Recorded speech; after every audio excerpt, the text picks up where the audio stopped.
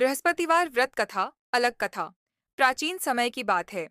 एक गांव में एक स्त्री रहती थी। उसका स्वभाव बहुत कठोर था। वह न तो किसी से मीठा बोलती थी और न ही अतिथि का सम्मान करती थी। उसके घर में धन तो था, लेकिन सुख और शांति का अभाव था। पति पत्नी में हमेशा कलह रहती थी और संतान भी नहीं थी। एक दिन बृहस्पतिवार को एक साधु पीले वस्त्र धारण किए उसके घर आए और भोजन मांगा। स्त्री ने उनका अपमान किया और खाली हाथ लौटा दिया।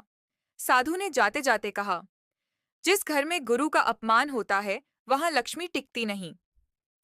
कुछ ही दिनों में उस स्त्री के घर में परेशानियां बढ़ने लगीं।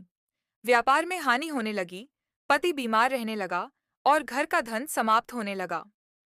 एक रात उस स्त्री ने स्वप्न में देवगुरु बृहस्पति को देखा। उन्होंने कहा, यदि तुम अपने व्यवहार में परिवर्तन लाकर श्रद्धा से बृहस्पतिवार व्रत करोगी तो तुम्हारा जीवन फिर से सुखी हो जाएगा। अगले दिन से स्त्री ने पूरे नियम से बृहस्पतिवार व्रत करना शुरू किया।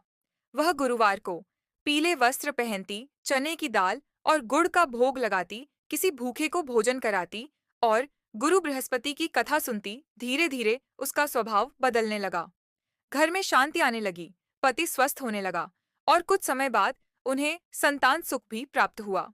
अब वह स्त्री हर बृहस्पतिवार लोगों को कथा सुनाती और कहती, गुरु की कृपा से ही जीवन में सही मार्ग मिलता है।